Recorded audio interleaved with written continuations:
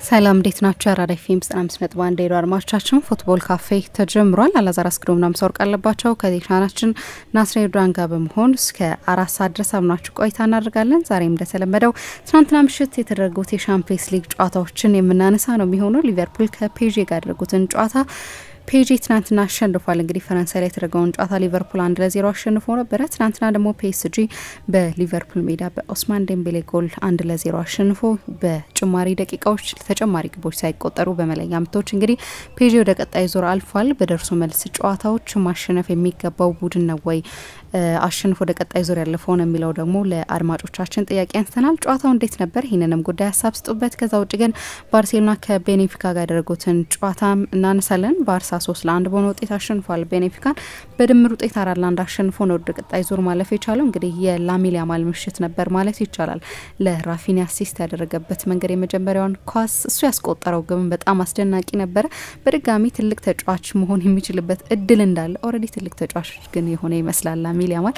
ይህንንም ጉዳይ እናነሳለን። ባየር ሊቨርኩሰን በባየር ሙኒክ በሜዳው 2-0 ተሸንፏል። 5-0 ነው የተሸነፈው በድምር ውጤትና ይህ ድልድል ሲወጣ እንደዚህ በሰፊ ግብ የሚጠናቀቅ ጨዋታ አልመሰለንም ነበረ። ባየር ሙኒክ ይህንን ማድረግ ችሏል። ይህንንም ጨዋታ እናነሳለን። አድማጮቻችን በእነዚህ ጨዋታዎች ላይ ደግሞ ያላችሁን ሀሳብ አስተያየት በፌስቡክ ገጻችን ልታጋሩ እንችላላችሁ። ዛሬ የሚደረጉ ተጠባቂ ጨዋታዎች አሉ። እነሱም ላይ ሀሳብ ካላችሁ እንደዚሁ ልታነሱልን እንችላላችሁ። እስከ 4 ሰዓት ድረስ እነዚህን ጉዳዮች እያነሳን እንቆያለን። እንደምን አደርካሊስ?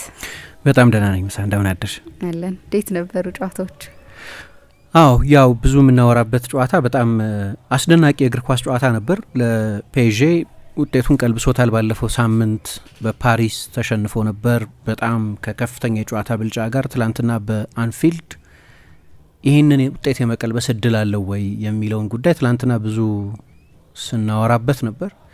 ሆኖላቸዋል። መጨረሻ ላይ የባለፈውን ሳምንት ውጤት ሊቨርፑል 1-0 ያሸነፈበትን ውጤት በዚህኛው ሳምንት ፓሪስ አድርጎታል። ፓሪስ ሳን ዠርማን በኋላ በመለያ ምት ድራማ አብቅቷል። ግን እንደ እግር ኳስ ተመልካች አሸናፊው ማንም ይሁን ግን በጨዋታው ላይ ገለልተኛ ሆኖ ለሚያይ ሰው፣ ለፓሪሳውያን ፓሪስን ለሚደግፉ የፓሪስ ሳን ዠርማን ደጋፊዎች ሁሉ ውብ ምሽት ነበር። ምንም ጥያቄ የለውም።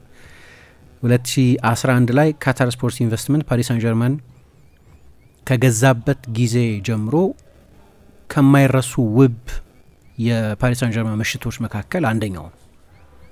ፕሬዝዳንቱ ናስር አልኸላይፊም ጨዋታው ካለቀ በኋላ ቻምፒየንስ ሊግ ፍጻሜ ደርሰዋል። ቻምፒየንስ ሊግ ግማሽ ፍጻሜ ደርሰዋል። በመንገዳቸው ብዙ ርቀት ባይሄዱም ግን ትልልቅ ቡድኖች ድል ያደረጉበት ጊዜ ነበር። ባየር ሚኒክን አሸንፈው ያውቃሉ። ማንቸስተር ዩናይትድን ኦልድ ትራፎርድ ላይ አሸንፈው ያውቃሉ። ሊቨርፑልን አሸንፈው ያውቃሉ። ሌሎች ትልልቅ ቡድኖች ሪያል ማድሪድንም ባርሰሎናንም 4-0 በኋላ የመልሱ ውጤት የበለጠ የሚታወስ ቢሆንም እንዲህ አይነት ትልልቅ ምሽቶች ነበሯቸው። ነገር ግን ከነዛ ትልልቅ ምሽቶች መካከል አንደኛው የትላንትናው ምሽት ነው። በተለይ ደግሞ አሁን በዚህ የውድድር ዘመን በአውሮፓ ይሄ ቡድን ነው ሻምፒዮን የሚሆነው ብሎ አፍን ሞልቶ ለመናገር የተቀሩት ቡድኖች የሚያስተማምኑ አይደሉም። ስለዚህ ሊሄዱ ይችላሉ ጫፍ ድረስ ቻምፒየንስ ሊጉን ሊያሸንፉት ይችላሉ። ማን ያውቃል? ለመጀመሪያ ጊዜ በታሪካቸው እንደዛ የሚሆን ከሆነ ደግሞ ይሄ ምሽት ሁልጊዜም የማይዘነጋ ይሆናል። ይሄ ለፓሪስ ነው። ለእግር ኳስ ተመልካች ግን ሁለት በአውሮፓ ምርጥ እግር ኳስ የሚጫወቱ ቡድኖች ያደረጉት ጨዋታ ነው። የትላንትናው ጨዋታ ብዙ ምዕራፎች ነበሩት።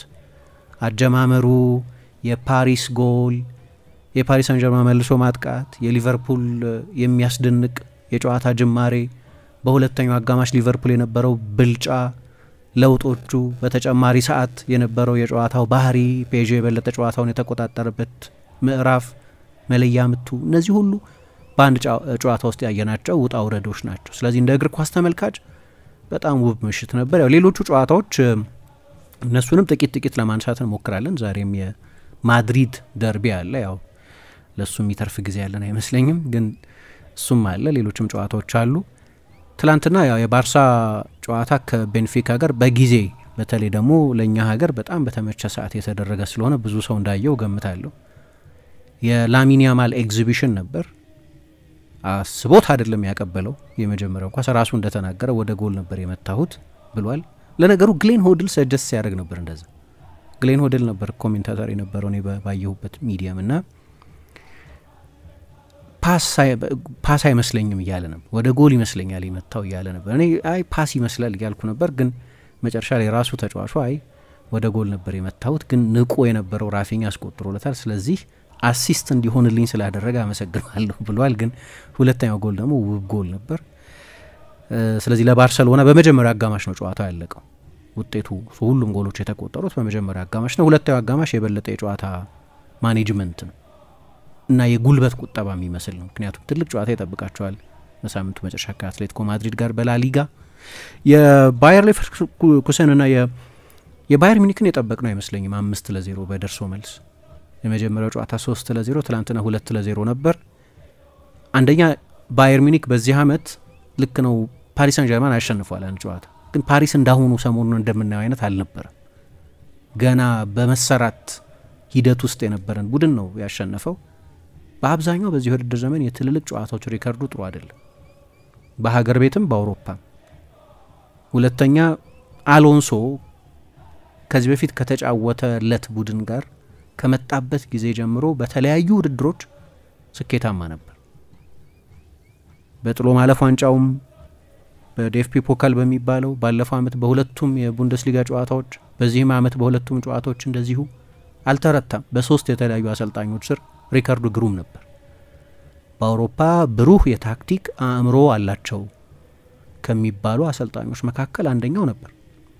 ግን ባለፉት ሁለት ጨዋታዎች ባየር ሚኒክ አሁንም የጀርመን እግር ኳስ የኃይል ማዕከል መሆኑን አሳይቶ ትላንትና አጥቅቶ ማጥቃት ግዴታው አልነበረም። ትላንትና ባየር ሚኒክ ግን አጥቅቶ በርካታ የጎል ዕድሎች ፈጥሮ አሸንፎ ወጥቷል።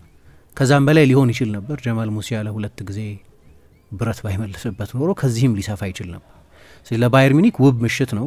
አሁን ቀጥሎ ከኢንተር ጋር ይጫወታል። ባየር ሚኒክ ኢንተር ሲባል ጀርመናውያን ናቸው ትዝ የሚሉ፣ ልክ የሚላንን ሆላንዶች ለመድገም በሚል 1990ዎቹ መጀመሪያ ላይ ነው ቫን ባስተን፣ ራይካርድ፣ ሁሊት ለሳኪ በኋላ ለካፔሎ ሚላን አንድ ላይ ተጫውተዋል አይደለም።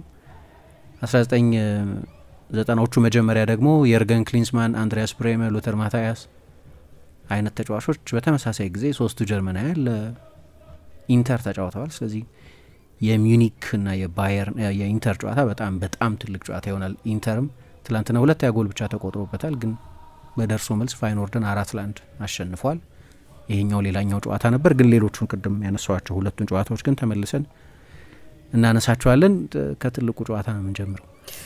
ከትልቁ ጨዋታ ነው የምንጀምረው። ሊቨርፑል ከፔጄ ጋር ያደረጉትን ጨዋታ እናንሳ። በአንፊልድ የተደረገ ጨዋታ ነው። ይህንን ጉዳይ እንመልከተው። የተለየ ድባብ እንደሚኖር ደግሞ ሁልጊዜም በአውሮፓ ጨዋታዎች ላይ አንፊልድ ስሜት የተለየ እንደሚሆን ትናንትና እያነሳን ነበረ።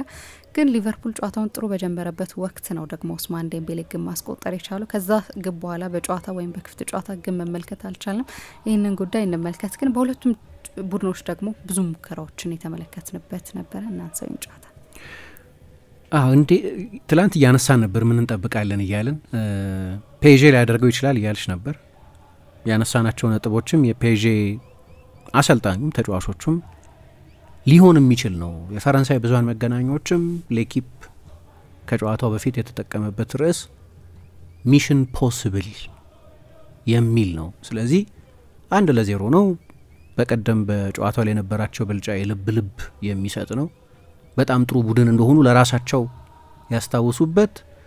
በዚህ አመት የፕሪሚየር ሊግ ሻምፒዮን የመሆኑ ነገር የጊዜ ጉዳይ ብቻ እንደሆነ የሚታወቅ፣ ቻምፒየንስ ሊግንም የመራ የመጀመሪያዎቹን 7 ጨዋታዎች በተርታ ያሸነፈ፣ እስከ ትላንት ምሽት ድረስ የዚህን ሲዝን የባሎን ዶር አሸናፊነት ለመቀዳጀት ትልቅ እድል ያለው፣ በግል የሚያስደንቅ የውድድር ዘመን እያሳለፈ ያለ ተጫዋች ያለው፣ አዳፕተብል አሰልጣኝ የቀጠረ፣ በተለያየ መንገድ ጨዋታ መርታት የሚችልን ቡድን እንደዛ በልጦ ግብ ጠባቂው የጨዋታው ኮከብ ሆኖ ስለወጣ ከራሳቸው ፐርፎርማንስ የልብ ነበራቸው።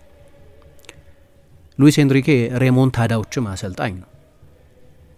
4-0 እሱ የባርሰሎና አሰልጣኝ ሆኖ ኡናይ ኤመሪ ፓሪስ ሳን ጀርማን እያሰለጠኑ በሚቀጥለው ሩብ ፍጻሜ ከኡናይ ኤመሪ ጋር የሚገናኙበት እድል ሰፊ ይመስላል። ከአስቶን ቪላና ከክለብ ብሩዥ አንደኛውን ስለሆነ የሚያገኝ ሬሞንታዳዎች ያውቃል። እጅ ሊሰጥ አይችልም። ከ4-0 ሽንፈት በኋላ እጅ አልሰጠም። ይናገር ነበር ያኔ እንቀለብሰዋለን ይል ነበር። የዳኝነት ተጻጽ ነበረው ምናምን ኦኬ፣ ግን የማይረሳ ሬሞንታዳ ነው።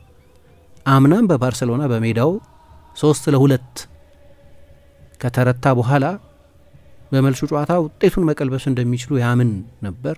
ስለዚህ እንዲህ አይነት ታሪክ ያለው አሰልጣኝም ስላላቸው ጥሩ ቡድንም ስለሆነ ፔዤ አንፊልድም ላይ ቢሆን እናደርገዋለን የሚል መተማመን አሰልጣኙ ነበረው፣ ተጫዋቾቹ ነበራቸው፣ የፈረንሳይ ፕሬስ ነበሩ።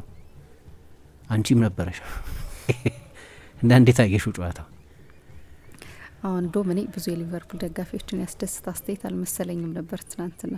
አስተያየቶች ላይም ለማየት የሞከርኩ ነበር። ግን አሁን እኔ ብዙዎቻችን ምንሳሳት የሚመስለኝ ፔዥን ብዙ የማየት እድል የለንም ወይም ሁሉ ጊዜ በየሳምንቱ ጨዋታዎችን ለማየት እድሉ የለንም ብዬ አስባለሁ። ና ደግሞ የሚጫወትበት ሊግ በራሱ ከፔዥ ውጭ ያሉት ቡድኖች በብዙ ርቀት ከፔዥ የራቁ ስለሆኑ ሁሉ ጊዜ ሲያሸንፍ አይ ፔዥ ነው እኮ እንላለን እንጂ የቡድኑ ጥንካሬ ሁሉ ጊዜ ይታይለታል ብዬ አላስብም። ደግሞ ባለፉት አመታት በተለይ ኤንሪክ ከመጣ በኋላም ከዛ በፊትም በሻምፒየንስ ሊግ አስፈላጊ ምን ያህል ርቀት ስላልሄደ ሁሉ ጊዜም የሊግ ቡድን እናደርገዋለን። በዚህ አመት ግን በጣም ጥሩ ቡድን ሆኗል። ሁሉ ጊዜ እንደውም እኛ ከዚህ ከሬዲዮ ውጭ የምናወራው እንደ ቡድን የተሰራ ቲም ሆኗል፣ በጣም ጥሩ ቡድን ነው እያለ እናነሳ ነበርና የመጀመሪያው ጨዋታ ያሳየው ፐርፎርማንስ እሱ መነሻ ነበር እውነት ለመናገር። ግን ደግሞ በጣም ጥሩ ቡድን ነው። ትናንትና አንፊልድ ላይ ይሄን ያሳይቷል። በስታቶች በብዙ ስታቶች እኮ ፔዥ የተሻለ መሆኑን በሙከራዎች በኦን ታርጌቶችም ያሳይቷል ትናንትናና እሱ ነበረ ምክንያት።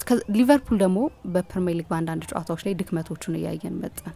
ያው ሰፊ ነጥብ ልዩነት ስላለው ከአርሰናል ጋር እያሰጋው ስላልነበር ነው እንጂ ግን ድክመቱ ይታይ ነበርና በዛ ድክመት ውስጥ ግን ያሸንፋል ሊቨርፑል። እንደዛ ስለሆነ መነሻው እሱ ነበር። ግን በጣም ጥሩ ጨዋታ ነበር። የኔም ነጥብ እሱ ነው። በጣም ግሩም ጨዋታ ነበር። ሊቨርፑልም በጣም የተሻለ ከባለፈው ጋር የማይነጻጸር አሰልጣኝ አርነ ስሎትም እንዳሉት በመጀመሪያው 25 ደቂቃ ያሳየነውን ፐርፎርማንስ ከሲቲ ጋር አንፊልድ ላይ ስንጫወት፣ ከሪያል ማድሪድ ጋር አንፊልድ ላይ ስንጫወት ጨዋታውን የጀመርንበት መንገድ በጣም የሚያስገርም ነበር። ግን ከነዛ ሁሉ ይበልጣል ጨዋታውን የጀመርንበት መንገድ እና በእኔ የሊቨርፑል አሰልጣኝነት የመጀመሪያው 30 ደቂቃ ምርጡ ፐርፎርማንስ ነው ብለዋል እሳቸው። ሊቨርፑል በጣም ጥሩ ተጫውቷል፣ እሱ ጥያቄ ያለው አይመስለኝም። እንዲያውም 90 ደቂቃው ሲሆን አሉ እሳቸው 1-0 መመራት ነበረብን ብዬ አላምንም አሉ። ጎል ማስቆጠር ነበረብን፣ ደግሞ ነበረባቸው። በተለይ ጨዋታው እንደተጀመረ ሙሐመድ ሳላህ ትልቅ ድል አግኝቶ ነበር። እንደሱ ላለ አይምሬ ጨራሽ የሩቁን ማዕዘን ታርጌት ቢያደርግ ጎሉን ሊያስቆጥረው ይችል ነበር። ግን ኑኖ ሜንዴሽ ጨርፎ አወጣው እና ያ በጣም ቁልፍ የልዩነት ነጥብ ነበር። እኔ በጠቅላላው እንደ ፔዥ አይነቱን ፕሮጀክት በተመለከተ ተፈጥሮውን ማለቴ ነው የባለቤትነቱን አይነት የእግር ኳስ አላማ ብቻ ያለው ስለማይመስለኝ ካታሮቹ ሲመጡ በእግር ኳስ ስኬታማ ለመሆን ብቻ ካታር ስለሆነ ሳይሆን ሩሲያዎቹም ቢመጡ አሜሪካኖቹም ቢመጡ ወይ ሌሎች መንግስታት የክለብ እግር ኳስ ላይ ኢንቨስት ሲያደርጉ ንጹህ እግር ኳሳዊ አላማ ብቻ አይደለም ያላቸው። ይሄ ታወቀ ነው። የፔዥ ነገር ልቤን የማያሞቀው በዚህ ምክንያት ነው። ለረጅም ጊዜ በፈረንሳይ ዶሚናንት አድርጎ የፈረንሳይ እግር ኳስ ኢፌክቲቭሊ ገድሎታል። በፈረንሳይ ሊል እና ሞናኮ ጣልቃ ከመግባታቸው በስተቀር ፉክክር የሚባል ነገር እንዳይኖር አድርጓል። መመጣጠን የለም። በፈረንሳይ እግር ኳስ ለሚያገኛቸው ድሎች ሁሉ ክሬዲት ለመስጠት በእኔ በኩል ያስቸግረኛል በጣም። ፕሮጀክቱንም እንደ ፕሮጀክት ለመውደድ በጣም አስቸጋሪ ነው። ለመውደድ በጣም የሚያስቸግር ፕሮጀክት የፔዥ ፕሮጀክት የመንግስታት ፕሮጀክት በአጠቃላይ ለእኔ እንደዛ ነው። ለእኔ ብቻ ግን አይደለም። ድሮ ፔዥ እኔ እንግዲህ ማየት በጀመርኩበት ጊዜ የጄራርድ ሁሊየን ቡድን አላየሁም፣ የአርቱር ጆርጅን ቡድን አላየሁም፣ እነ ዌያን አላየሁም፣ እነ ጆርካይፍን አላየሁም፣ እነ አላን ሆውሽን አላየሁም። ሌሎቹ ትልልቅ በታሪክም አውቃቸው ናቸው። እኔ ሳውቃቸው መጀመሪያ ሉዊ ፈርናንዴዝ ነበር አሰልጣኛቸው የነበረው። ይህ መጨረሻ ላይ ግን 8ኛ 9ኛ የሚሆን ቡድን ነበር። ያ ይሻለን ነበር ብለው ከስቴዲየም የቀሩ ብዙ ደጋፊዎች አሉ። ኮኔክት አላረግም ከዚህ ጋር ብለው እንደ ፕሮጀክት መውደድ በጣም አስቸጋሪ ነው። የሚሰሩትንም ነገር ለማድነቅ አስቸጋሪ ነው። ዲስቶርትድ ነው። አሁንም ባለፈው አመት በአውሮፓ የፔዥን ያህል ከፍተኛ ደሞዝ የከፈለ ክለብ የለም። ኤምባፔ ነበር ብዙውን ይወስድ ነበር። ኤንሪኬ ምን አደረገ? እኔ ብቻ ሳልሆን ብዙ ሰው እንዳይነት ስሜት ይሰማዋል ስለ ፔዥ። ቡድኑ እንዲወደድ አደረገው። እሱ ነው ሰርፕራይዝ የሚያደርገው ነገር። ተፈጥሮውን መውደድ ያስቸግራል። የኦነርሺፑን አይነት መውደድ በጣም ያስቸግራል። ብዙ የአውሮፓ ሰው ለምሳሌ እንዲህ ሲል ሰማያለሽ፣ ብዙ የፓሪስ ሰው ፓሪስ አንድ ሜጀር ክለብ ነው ያለው ፓሪስ ሳን-ዠርማን ብቻ። እንግዲህ ፓሪስ ኤፍሲ የሚሳካለት ከሆነ እነ ክሎፕ ምን ማሉበት አሁን የፈረንሳይ ሀብታሙ ሰው ኢንቨስት እያደረጉት ነው ልናይ እንችላለን። ሌላ ትልቅ ክለብ ፓሪስ አንድ ትልቅ ክለብ ነው ያላት።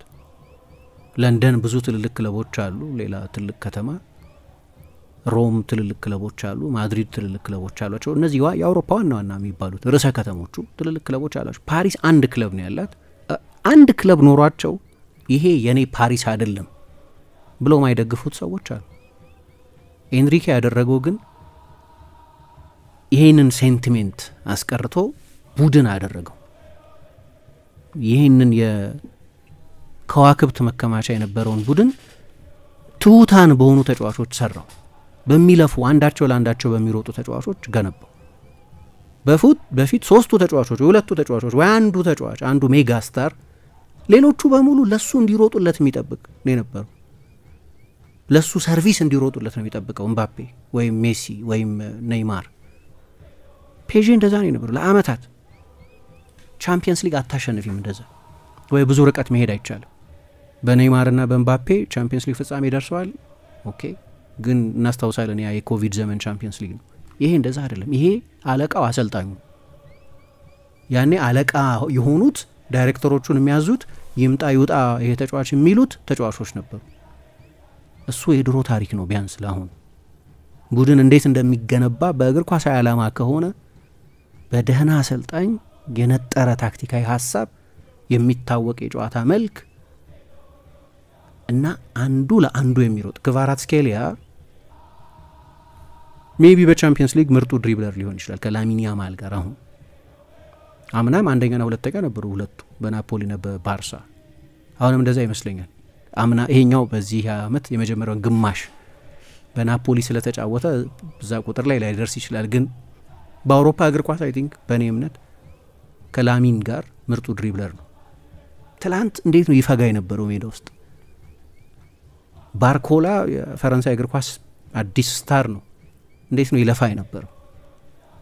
ዴምቤሌ የትጋት ጥያቄ ተነስቶበት አያውቅም የኤፊሽንሲ ጥያቄ እንጂ። እያንዳንዱ በክህሎት የታደለ ተጫዋች ሁሉ የቡድን ተጫዋች ነበር በሁሉም የጨዋታው ምዕራፎች። ይህንን ስለ ፔዤ አንልም ነበር። አሁን እነዛ ማነሳቸው ተጫዋቾች ከነዚህ ጋር በጥራት በደረጃ በስኬት በኢሜጅ አይገናኙ። ግን ይህንን አያደርጉም ነበር ለአመታት። ምክንያት አለ። እያንዳንዱ ተጫዋች እንደዛ የሆነበት ምክንያት አለ። ሜሲ በእድሜው ምክንያት በ33 አመቱ እንደ ዱዌል ሊሮጥ አይችልም፣ እንደ ክቫራትስኬሊያ ሊሮጥ አይችልም። ሌሎች ምክንያቶች አሏቸው። እነሱ መተቸቴ ሳይሆን የቡድን ግንባታው ፍልስፍና ግን ትክክል አልነበር። አሁን ቲም ነው እና ይሄንን በስሪቱ ባህሪ የማይወደደውን ክለብ የሚወደድ ማድረግ ቻሉ። ሉዊስ ኤንሪኬ ብቻውን አይደለም። ሁለቱ አማካዮች የፖርቱጋል ሀገር ሰዎች ናቸው። ጆአው ኔቬስ እና ቪቺኛ የሁለቱ መልማይ ፖርቱጋል ሉዊስ ካምፖስ ናቸው። ግን እነሱን ብቻ አይደለም። በሁለቱ ጨዋታዎች በጠቅላላው ትላንትና ካስቸጋሪ አጀማምሩ በኋላ ያገገመው ኑኖ ሜንዴሽ የሳቸው ምልመላ ውጤት ነው። በጨዋታው ላይ አስደናቂ የነበረው ተከላካያቸው ዊሊያም ፓቾ ከቡንደስሊጋ የመለመሉት እሳቸው ናቸው። ዱዌ፣ ክቫራትስኬሊያ፣ ባርኮላ፣ ፋቢያን ሩይዝ እነዚህ ሁሉ ቡድኑ በሙሉ የስፖርት ዳይሬክተሩም የንስር አይኖች የምልመላ ፍሬም ነው። ያሰልጣኙ ብቻም አይደለም። ግን ኦርጋናይዜሽናል መንገዱ ቡድን የሚገነቡበት አላማ ተቀየረ እና አሁን እንዲህ አይነት ቡድን አየን። በሁለቱም ጨዋታዎች በጣም ጥሩ የተጫወተ ቡድን አየን። ወጣቶች ናቸው ደግሞ። ትላንትና ከ25 አመት በታች ነበር የቡድኑ አማካይ እድሜ። እሱንም ማርኪኞስ እና ፋቢያን ሩይስ ይመስሉኛል ከፍ ያደረጉት። ማርኪኞስ 30 ስለሆነ ሩይስ 28 ስለሆነ ከዛ በስተቀር ሁሉም ተጫዋቾች እና ዴምቤሌ 28 ሌሎቹ ከዛ 27 ሌሎቹ ከዛ በታች ናቸው። ወጣት ነው። ለረጅም ጊዜ ይጠበቅ የነበረው እንዲህ አይነት ቡድን እንዲገነቡ ነው። ስለዚህ ተሳክቶላቸዋል ይሄኛው መንገድ። ጨዋታው ሲጀመር ግን የለመድነው ሊቨርፑልን ያየነው የምናቀውን በአንፊልድ የምንጠብቀውን ባለፈው በፓሪስ የታጣውን ድል ቢያደርግም ግን አሳማኝ ያልነበረው የሊቨርፑል ደጋፊዎችን በመጨረሻ የሚጥም ድል ቢያገኙ በጎሉ በተቆጠረበት ጊዜ ምናልባት አልፈናል የሚል ስሜት የፈጠረ ጎል ቢሆንም የትላንትናው የመጀመሪያ 15 ደቂቃ በተለይ ሊቨርፑል ኤክሰፕሽናል ነበር።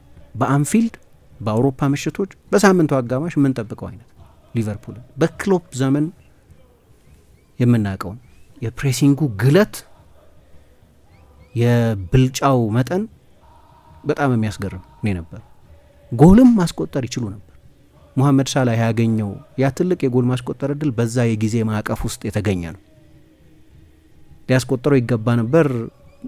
በሱ መጥፎ ሙከራ አይደለም፣ ግን የተሻለውን አንግል ቢመርጥ ኖሮ ያንን ሰርቫይቭ ማድረግ ነበረባቸው የፔዥ ተጫዋቾች። ያንን የሊቨርፑል ውርጅብኝ ያንን የሚያርድ የአንፊልድን ድባብ መቋቋም ነበረባቸው። አጀማመሩ የሊቨርፑል የሚገርም ነው። የፔዥ ጎል ሲቆጠር በመጀመሪያ የፔዥ ማጥቃት የተቆጠረ ጎል በመጀመሪያው ጎል ማጥቃት የተቆጠረ ጎል 12ኛው ደቂቃ ላይ ነው ጎሉ የተቆጠረው። ብልጫው በሙሉ የሊቨርፑል ነበር። በዛ 10 ደቂቃ ውስጥ ያየነው ሊቨርፑል በዛ 90 ደቂቃ ላይ ነው በፓሪስ። የመጀመሪያው ካውንተር አታክ ነው፣ የመጀመሪያው ሙከራ ነው። ካልተሳሳትኩ የመጀመሪያው በሊቨርፑል ሳጥን ውስጥ የተደረገ ቅብብል ነው። ያንን 10 ደቂቃ ያንን 15 ደቂቃ ያንን ስቶርም ያንን ማዕበል መቋቋም ነበረባቸው። ሊቨርፑል ጨዋታውን የጀመረበት መንገድ የሚገርም ነው። እንደዛ የመጀመር ግዴታ ያለበት ሊቨርፑል አልነበር። እንደዛ የመጀመር ግዴታ ያለበት ፔዥ ነው፣ የሚመራው ፔዥ ነው። ጨዋታው ሲጀመር በአንፊልድ ሊቨርፑል 1 ፓሪስ ሳን ጀርማ 0 ነው የነበረው።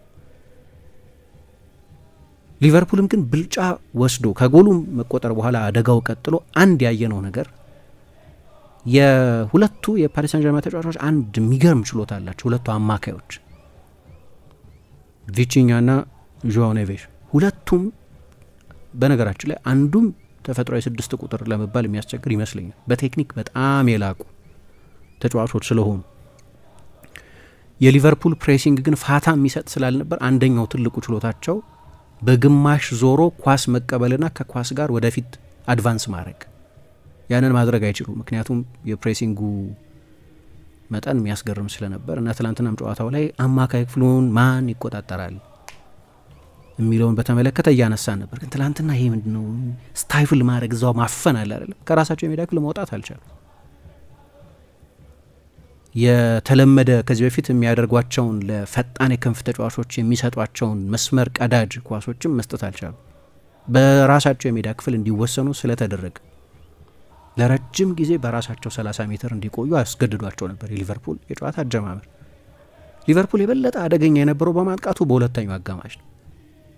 ግን ጨዋታ በመቆጣጠር ፕሬስ በማድረግ ካውንተር ፕሬስ በማድረግ የበለጠ አደገኛ የነበረው ጨዋታው ተጀምሮ በመጀመሪያው አጋማሽ የመጀመሪያው አጋማሽ የአጋማሹ ቀዳሚ አጋማሽ ውስጥ ማለት ነው።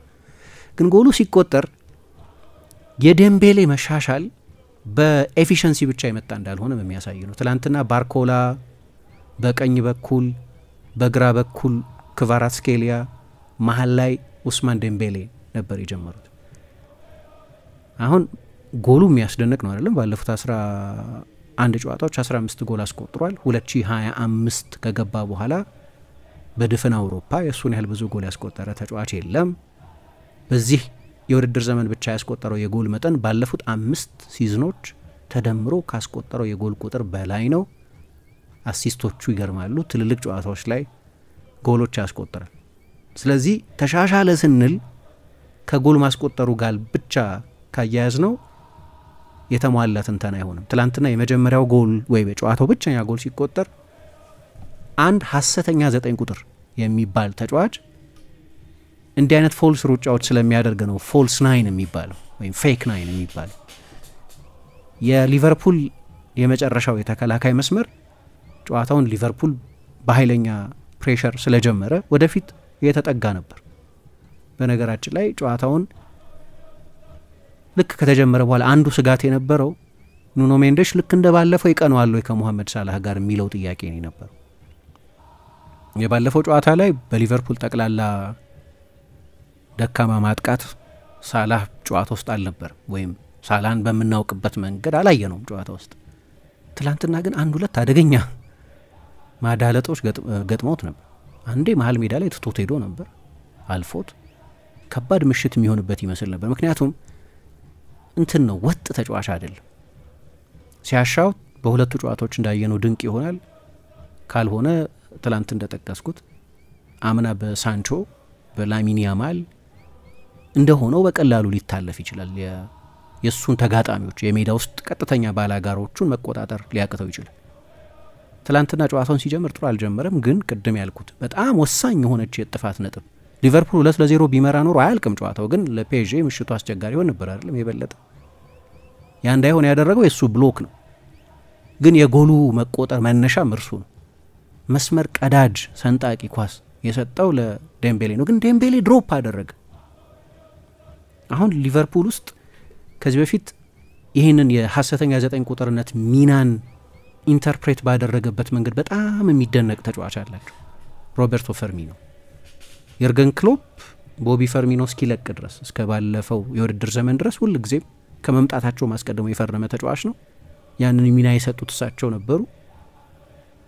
ሳላህና ማኔ ብዙ ጎል ያስቆጥሩ የነበረበት ምክንያት የሱ ልክ ትላንትና ዴምቤሌ ያደረጋቸውን አይነት ወደ ጥልቅ የሚደረጉ ሩጫዎች የሚያደርግ ተጫዋች መሆኑ፣ መምጣት፣ ኳስ ለመቀበል ብዙ መሳብ፣ ወደ መሀል ሜዳ መሳብ፣ መምጣት፣ ይሄ ሐሰተኛ 9 ቁጥር ተጫዋቾች የሚያደርጉት ነው። ከዛ በቀኝ በኩል ብራድሊ ባርኮላ አለ። የሊቨርፑል መስመር ሃይ ላይን ነው፣ በጣም ወደ መሀል የተጠጋ ነው። ክፍት ቦታ ማጥቃት ይችላል። ፈጣን ነው፣ ቀጥተኛ ነው፣ አደገኛ ተጫዋች ነው። ለመስመር ተከላካዮች ለመቆጣጠር የሚፈትን ተጫዋች ነው። ለሱ ነው ኳሱን ሰንጥቆ የሰጠው። ግን እዚህ ጋር አልቆምም። አሁን ብዙ ጊዜ ሐሰተኛ 9 ቁጥሮች እንዲህ አይነት ዴምቤሌ ያደረገውን ወደ መሀል መምጣት፣ የመሀል ተከላካዮቹ እንዲከተሉት ማድረግ፣ ከጀርባ ክፍት ቦታ መተው፣ የነሱ የክንፍ ተጫዋች የሚያጠቃውን ክፍት ቦታ መተው ማለት ነው። ቶሎ ግን ወዲያው ያንን ኳስ አታክ ለማድረግ ሲመለሱ አናይ። ሁለቱንም ነገሮች ነው ያደረገው። ወደ መሀል ተሳበ፣ የ9 ቁጥር ተጫዋቾችን ተግባር ከወነና ግን ለባርኮላ ከሰጠው በኋላ ያንኑ ኳስ ለማጥቃት ነው እየተንደረደረ ወደ ሳጥን የሄደው። ከጎል ማስቆጠር ውጪ ሙቭመንቱ እንዴት እንደተሻሻለ ያሳያል። ይሄ ደግሞ ያሰልጣኙ ስራ ነው። አምናም ታስታውሽ እንደሆነ እኔ አስታውሳለሁ ከሪያል ሶሴዳድ ጨዋታ በኋላ ስለ ፔዤ ፕሮግራም ስንሰራ 10 ቁጥር አድርጎ ተጠቅሞበት ነበር። ያኔ ምባፔ ነበር የበለጠ ፎካል ተጫዋች አላቸው። ስለዚህ 9 ቁጥር ሆኖ አልተጫወተም። ግን አንዳንድ ጨዋታዎች ላይ ለምሳሌ ከሶሴዳድ ጋር ሳን ሴባስቲያን ላይ አኒሁታ ላይ ጨዋታው ሲደረግ ምባፔን የበለጠ ግራ ላይ አድርጎ እሱ እንደ ሐሰተኛ 9 ቁጥር ተጠቅሞበታል። የመጀመሪያው ጨዋታ ላይ ደግሞ በሁለተኛው አጋማሽ የማሸነፊያ ጎሎቹን ያገኙት ዴምቤሌ ትላንትናው እንደ ትላንትናው ድሮፕ እያደረገ የሶሴዳድን የመሀል ተከላካዮች ስቦ እየወጣ ምባፔ ከጀርባ ክፍት ቦታ እንዲያገኝ ማድረግ ስለቻለ ነው። አምናም አድርጎታል። መሻሻሉ የጀመረው አምናም ነው። ግን በዚህ ዓመት ደግሞ ኤፊሽንሲ ጨመረበትና ያንኑ ኳስ ሄዶ ተንደርድሮ ከባርኮላ የመጣውን ክሮስ ኮናቴም ሊታደገው አልቻለም። አሊሰንም ምንም ማድረግ አልቻለም። ከ3 ሜትር ነው ጎሉን ያስቆጠረው መጨረሻ ላይ እና በጣም አስደናቂ የቡድን ጎል ነው። ግን ምን አየን መሰለሽ፣ አሁን ፔዤን በመጀመሪያው ጨዋታ ብዙ ያደነቅ ነው በሙከራዎቹ መጠን ብቻ ሳይሆን ማጥቃት በሚችልባቸው የተለያዩ አማራጮቹም ነው። አሁን ትላንትና ልክ እንደባለፈው በተለይ በመጀመሪያው አጋማሽ የኳስ ቁጥጥር ብልጫ አልነበረውም። ቁጥጥሩ ሁሉ የነበረው የሜዳውም ስፍራ ቁጥጥር ሁሉ የነበረው በሊቨርፑል በኩል። ግን ብዙ አደገኛ አጋጣሚዎች ነበሯቸው አይደለም። ሊቨርፑል ብዙ ሪስክ ይወስድ ስለነበር በተደጋጋሚ እኮ እድል አግኝተው። ሁለተኛው አጋማሽ መጥፎ የነበረው ለፔዤ። የመጀመሪያው አጋማሽ ላይ ክቫራትስኬሊያ፣ ራሱ ዴምቤሌ፣ ሌሎችም ተጫዋቾች ሊቨርፑል ብልጫ ወስዶበታል ባልነው የጨዋታ ምዕራፍ ጭምር አደገኛ ሆኖ መቆየት ችለዋል። በማጥቃቱ በኩል ማለት ነው። በመከላከል በኩል የነበራቸው ጀብድ እንዳለ ሆኖ ግን በመጀመሪያ አጋማሽም ሊቨርፑል የፈጠራቸውን ያህል አደገኛ የጎል እድሎች ፈጥረዋል። ግን በአብዛኛው እንዳልኩት ታክቲካዊ ብስለትን የሚጠይቅ ነው። ወይም ቡድኑ ከተገነባበት ዴኔ በተለየ መንገድ መጫወትን የሚጠይቅ ነው። ቡድኑ የተገነባበት ሀሳብ ጨዋታ መቆጣጠር፣ ኳስ መቆጣጠር ነው። ትላንትና ግን ያየነው በጥልቅ እና በጥብቅ መከላከል በሁለቱም መንገድ ወደ ራስ በጣም ሪትሪት ማድረግ ግን በጣም ሶሊድ ሆኖ መከላከል ከዛ በትራንዚሽኖች ማጥቃት ያለ ኳስ አደገኛ መሆን ወይም ኳስ ዘለግ ያለ ጊዜ መያዝ ሳይጠይቅ አደገኛ መሆን ይሄ ሌላ ባህሪ ነው ብዙ ጊዜ የምናየው አይደለም ምክንያቱም ፒኤስጂ በሊጋ በሚገጥማቸው ቡድኖች መጠን ምክንያት በፖሴሽን ሊበልጥ አይችልም እርግጠኛ አይደለሁም በዚህ ዓመት አንድም ጨዋታ ፖሴሽን ተበልጦ የሚያውቅ መሆን በአውሮፓም ለነገሩ ቡድኑ የተሰራው እንደዚህ እንዲጫወት አይደለም ግን እንደዚህ ይጫወታል ማለት የታክቲካል ቫራይቲውን ያሳያል ወይም የቡድኑን አደገኝነት ያሳያል ማለት ነው ስለዚህ ግሩም ነበር ሁለተኛው አጋማሽ ላይ ግን በእኔ አስተያየት ሁለተኛው አጋማሽ የሊቨርፑል አጋማሽ ነበር አሰልጣኙ የመጀመሪያውን 25 ደቂቃ ወይም 20 ደቂቃ ቡድኑ የጀመረበትን ግለት ቢያነሱም የሊቨርፑል ማጥቃት ግን ጥርስ የነበረው በሁለተኛው አጋማሽ ነው ዶናሩማም ሙከራዎቹን ያዳነው የሊቨርፑል ጎል ተቆጥሮ ኦፍሳይድም የተባለው ዞቦዝ ላይ አስቆጥሮ ኦፍሳይድ የሆነው ሌሎችም ጎሎች ሌሎችም አደገኛ የሊቨርፑል የማጥቃት ሞመንቶች በባላጋራ ቡድን ሳጥን ውስጥ የበለጠ አደገኛ የነበረው በሁለተኛው አጋማሽ ነው እንዲያውም ክቫራትስኬሊያ ነው ባለቀ ሰዓት አንድ ሙከራ አድርጎ የነበረው ከማለቁ 87 ወደ ከዛ በስተቀር አላስታውስም ፔጅ ምን እንዳደረገ በሁለተኛው አጋማሽ በጥብቅ ከመደራጀት በስተቀር ከማጥቃት ፖይንት ኦፍ ቪው ምንም አልነበር የሊቨርፑል አጋማሽ ነበር በተለይ በማጥቃት የጃሬል ኳንሳ ሙከራ ብረት የመለሰበት ፓቾ በእግሩ ሙከራ ያጨናገፈበት ቀደም እንዳልኩት ከማዕዘን ምት ጂጆ ዶናሩማ ሙከራ የመለሰበት የጨዋታው ምዕራፍ ሁለተኛው አጋማሽ ነው የነበረው ተጨማሪ ሰዓት ላይ ሲገባ ግን እኔ ምክንያቱን አላወቅኩትም ትላንትና ያነሳ ነው የዝለት ጉዳይ ይሆን ሊቨርፑል ተጨማሪ ሰዓት ውስጥ ሲገቡ በውድድር በእንግሊዝ ፕሪሚየር ሊግ አካላዊነት ምክንያት የሊቨርፑል ተጫዋቾች መዛል ገጥሟቸው ይሁን አላቅም 30 ደቂቃ ከተጨመረ በኋላ ከመጀመሪያው የአርቢትሩ የ30ኛው ደቂቃ መጀመሪያ የፊሽካ ድምጽ ጀምሮ ወደ መለያ ምት መሄድ እንደሚፈልግ ቡድን ነው ይጫወት የነበር የመለያ ምቱን እንደሚጠብቅ ቡድን አንፊልድ ላይ የመጨረሻው 30 ደቂቃ ላይ ስቲል ማሸነፍ እንችላለን ብሎ እንዳመነ ሳይሆን በእኔ አስተያየት የመጨረሻው 30 ደቂቃ ላይ የመለያ ምቱን ጊዜ አንደኛው በ30 ደቂቃ ውስጥ አንድ ሙከራ ነው ያደረጉት የሚታወስ ሙከራም አይደለም አንድ ሙከራ ነው ፔጄ በሁለተኛው 15 ደቂቃ በ30 ደቂቃ ሁለተኛው አጋማሽ ብቻውን 8 ሙከራ ነው ያደረገው ጎል የሚቆጠር ከሆነ ጎል የሚያስቆጠር ይመስል የነበረው ፔጄ ነው የነበረው የመጨረሻው 15 ደቂቃ ላይ የፔጄ ኳስ ቁጥጥር መጠን 73% መስል ጨዋታው ያለቀ በሄደ ቁጥር የሚያሸንፍ ቡድን አንድ ቡድን ካለ ፓሪስ ሳን ዠርማን ይመስል ነበር አሁን ይሄ በምርጫ ነው ወይስ ጋዝ በመጨረስ ኤነርጂ በመጨረስ ነው የሚለውን አላቅም 73% ነበር 8-0 ነበር የመጨረሻው 30 ደቂቃ ሙከራ ከኢላማውን አልጠበቀም አንዱም ግን ማን ነው ጠብቀው ግማሹ ኢላማውን የጠበቀ ነበር ግን ጌሙ የሄደ ይኸውልሽ የመጨረሻው 15 ደቂቃ የተጨማሪው 30 ደቂቃ ሁለተኛ አጋማሽ ማለት ነው የሊቨርፑል ፖሴሽን 27% ነው የነበረው እና 27 ፓስ ብቻ ነው ያደረገው ፔጄ 112 ፓስ ነው ያደረገው 90% ኳስ የማቀባበል ስኬት ነበር ጨዋታውን ዶሚኔት ያደረጉት ፓሪስ ሳን ዠርማኖች ናቸው ደግሞ የተለያዩ ምዕራፎች ነበሩ የሚለው በዚህ ምክንያት ሊቨርፑል ሲጀመር በኢንቴንሲቲ በፕሬሲንግ በካውንተር ፕሬሲንግ አደገኛ ነበር ፔጄ ግን ስቲል በካውንተር አታክ አደገኛ ነበር ሁለቱ አጋማሽ የአንድ ቡድን ስትሮንግ ሆልድ ነው የሊቨርፑል ነው እስከ ክቫራትስኬሊያ የመጨረሻ ደቂቃ ሙከራ ጎል የሚያስቆጥር ይመስል የነበረው ጨዋታውን እያየን ሊቨርፑል ነው ነበር ተጨማሪ 30 ደቂቃ ውስጥ ግን አንደኛ የስሎትም ለውጦች ሪአክቲቭ ለውጦች የበለጠ የጥንቃቄ ለውጦች መሆን ጀመሩ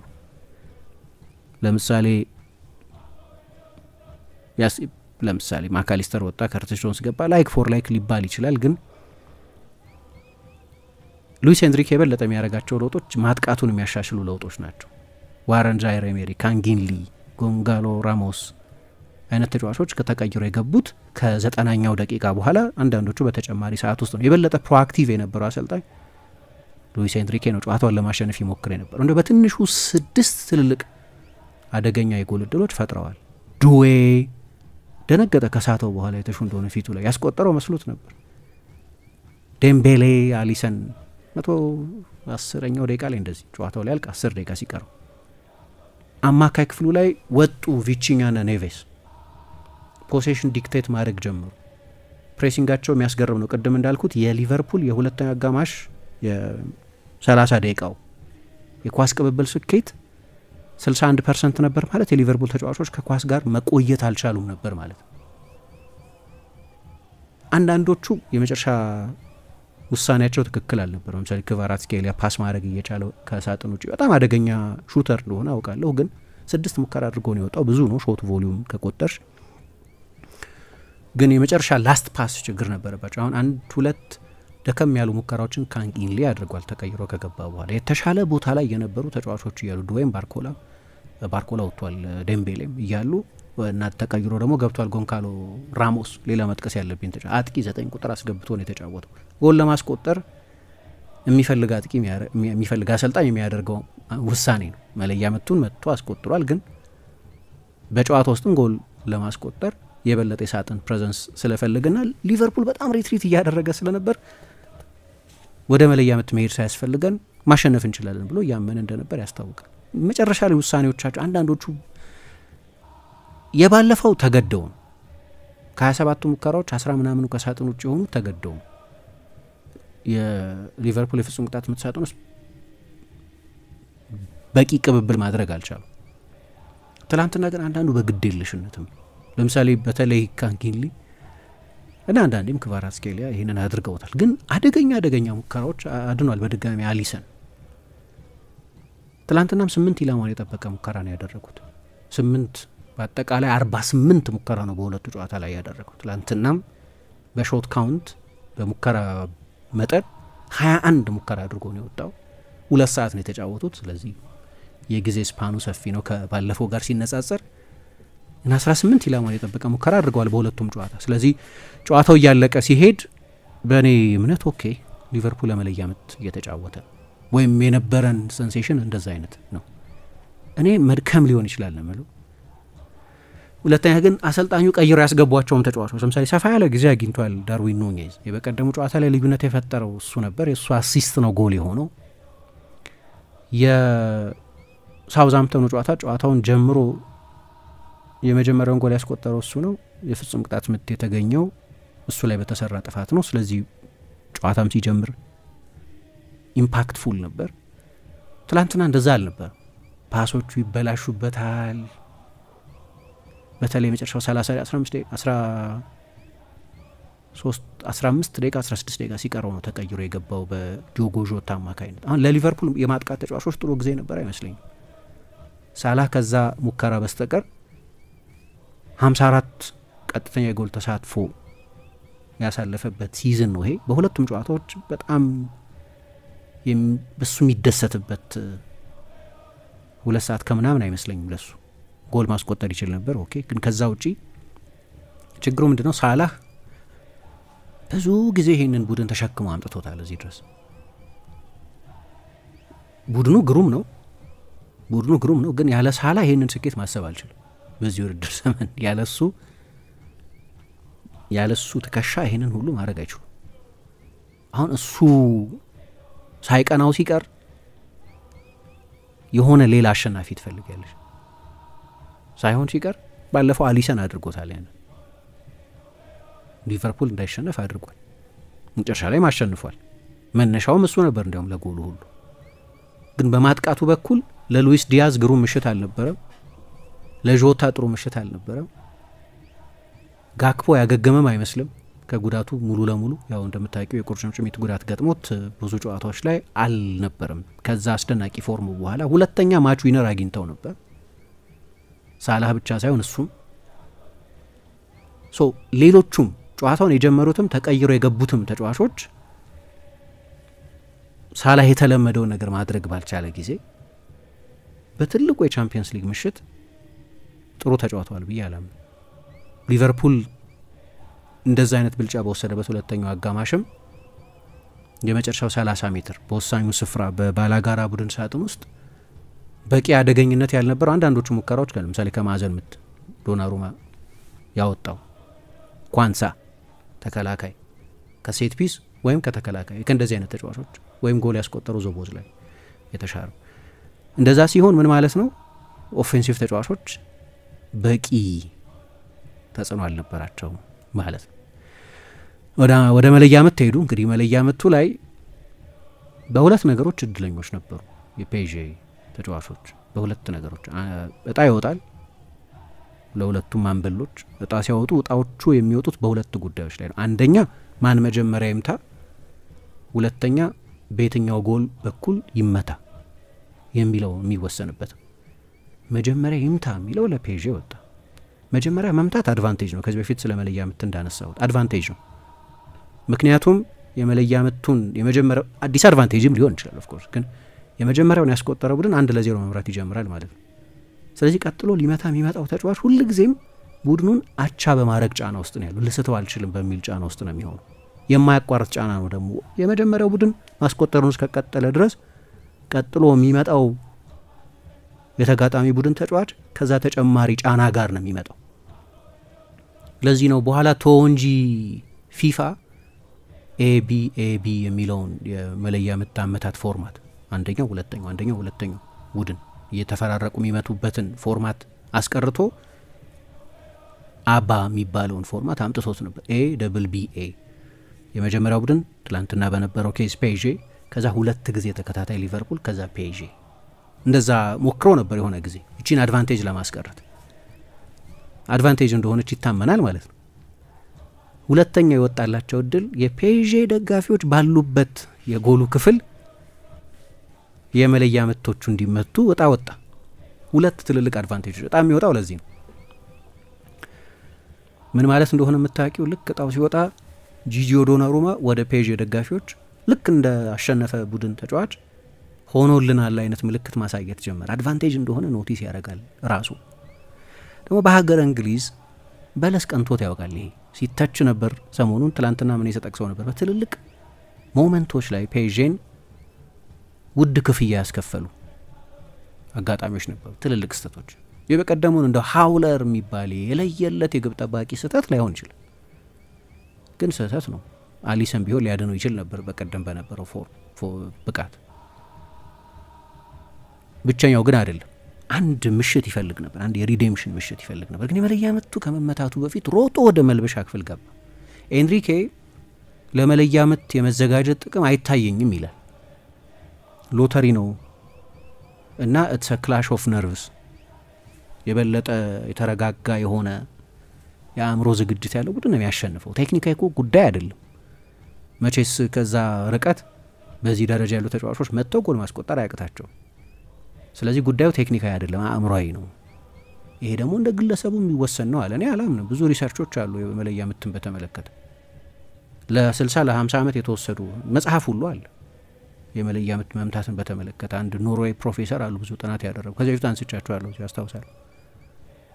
ዝግጅት መደረግ ይችላል የመለያ ምትን በተመለከተ እና ዝግጅትም አድርገዋል ኤንሪኬ እንደዛ ይበል እንጂ። ምክንያቱም ዶናሩማ ለምን ሮጠህ ወደ መልበሻ ክፍል ገባህ ሲባል ከግብ ጠባቂው አሰልጣኝ ጋር ቢያንስ የባላጋራ ቡድን መቼዎችን በተመለከተ ጥናት ስላደረግን ለምሳሌ ኑኔዝ እንደጠበቅ ነው ይመታዋል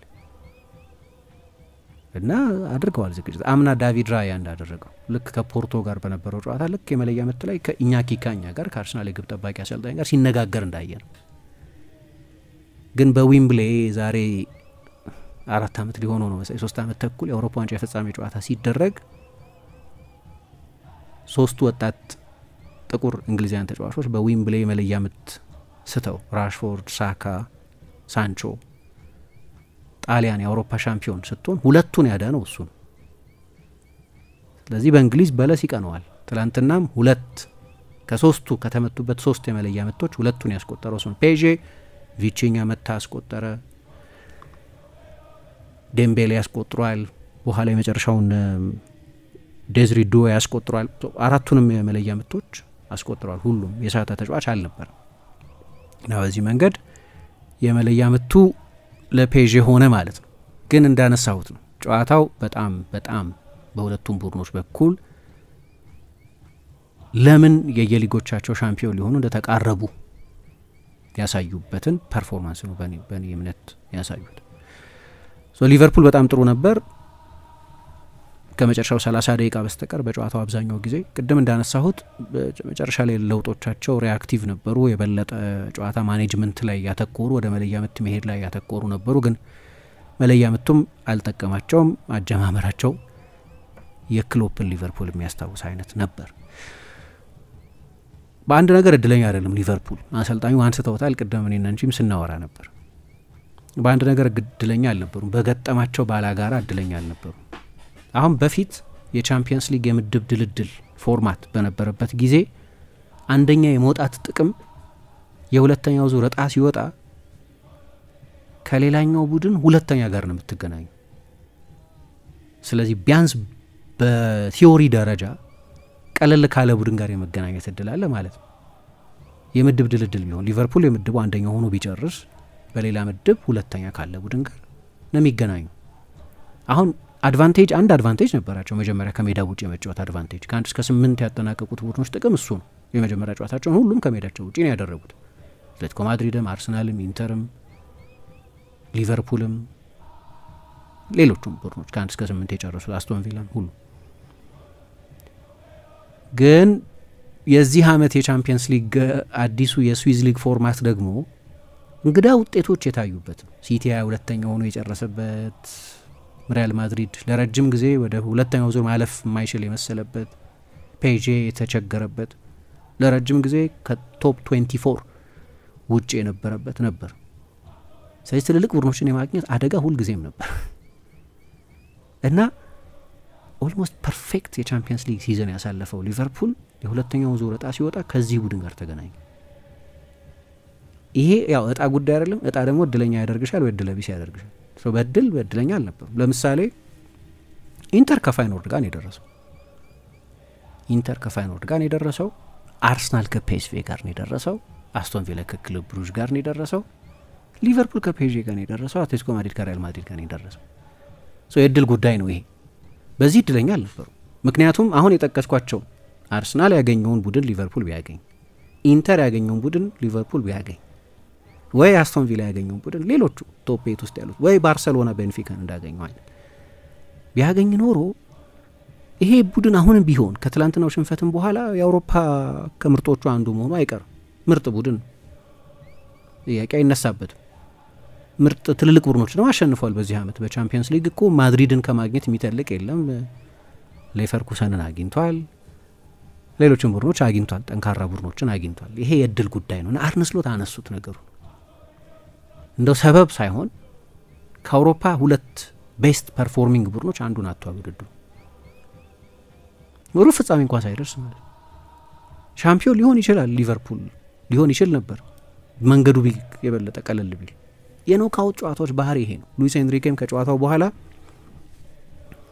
ሊቨርፑል ዛሬ የተሻለ ተጫውቷል አለ። ጠቅላላው 90 ደቂቃውን 120 ደቂቃውን ወስዶ ሊቨርፑልም ሊያልፍ ይገባው ነበር። እኛም ግን በአጠቃላይ በሁለቱ ጨዋታዎች ባሳየነው መሻል ግን በ210 ደቂቃ ካየነው ግን እኛ ማለፍ ነበረብን አለ። እኔ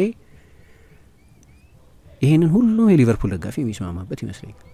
210 ደቂቃውን አዘሆል ከወሰድን ትላንት እንዳነሳሁት ሊቨርፑል አይወዳደርም ባለፈው ሳምንት ጋር ከነበሩ በብዙ ርቀት የተሻለ ፐርፎርማንስ ነበር።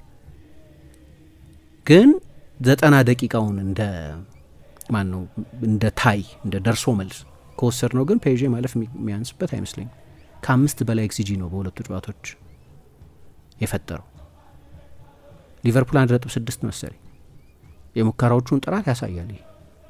ትላንትና 1 ጎል አይደል ያስቆጠረው በሁለቱ ጨዋታዎች በ210 ደቂቃ ተጨማሪ ሰዓቱ ሳይደመር ፔዤ ወደ 5 ጎል ማስቆጠር ነበረበት በፈጠራቸው የጎል እድሎች ጥራት። አሊሰን ትላንትና ልዩነት ፈጥሯል።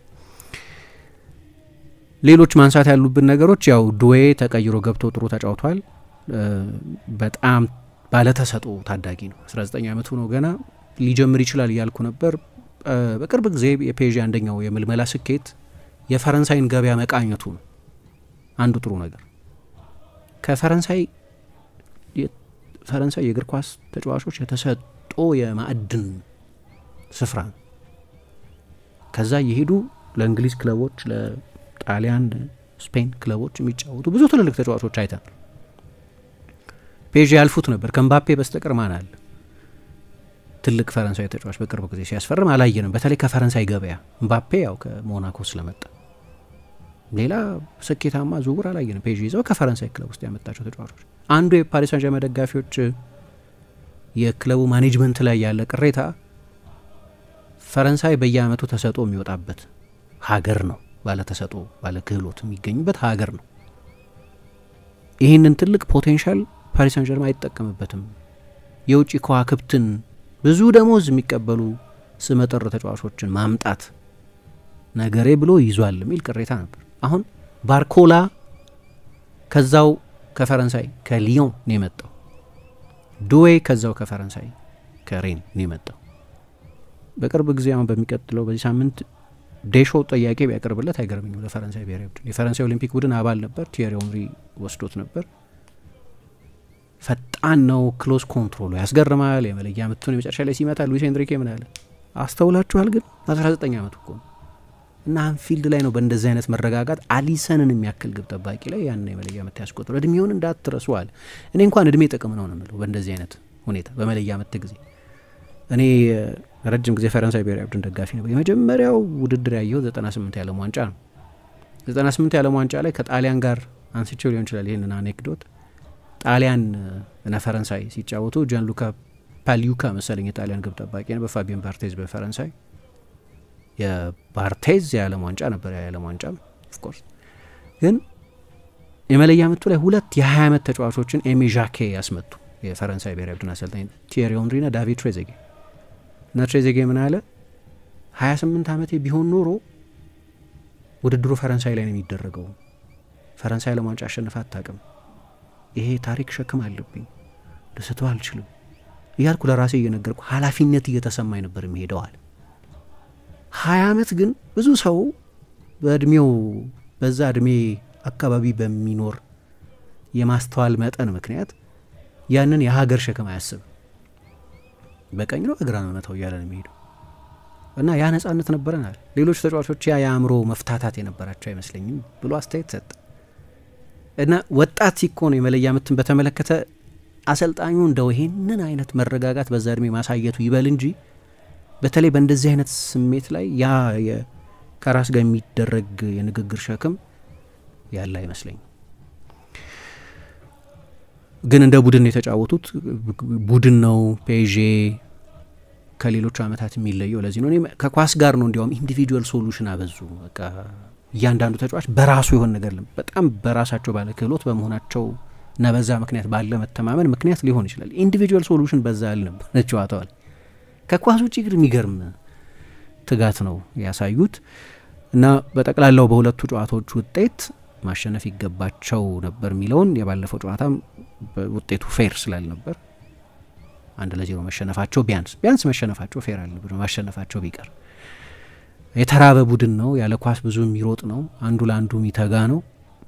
ግን ሊቨርፑልም ቢሆን በጣም የሚያሳዝን ተሸናፊ ነው። አሁን ፍርሃቱ ምንድነው? ሊቨርፑልን በተመለከተ አንደኛ እንዲህ አይነት ኤክስፒሪየንስ የለው። አንድ ቦታ ሳይ ሊቨርፑል በ39 አጋጣሚዎች የመጀመሪያውን ጨዋታ በጥሎ ማለፍ ጨዋታ ከሜዳ ውጭ አሸንፎ ሲመጣ ተሸንፎ አያውቅም። 39 አጋጣሚ። ይሄ ሊቨርፑል የለመደው አይነት ሽንፈት አይደለም። በዛ ላይ ምድቡን መርቶ የአውሮፓ ምርጡ ቡድን ሆኖ ነው ወደዚህ ጨዋታ የመጣው። ግን በስነ ልቦና ቀላል የማይባል ምት የሚያሳድር ሽንፈት ነው። ሊቨርፑል እስከ ትላንት ድረስ ለትሬብል ሶስትዮሽ ዋንጫ እየተፎካከረ የነበረ ቡድን ነው አይደል?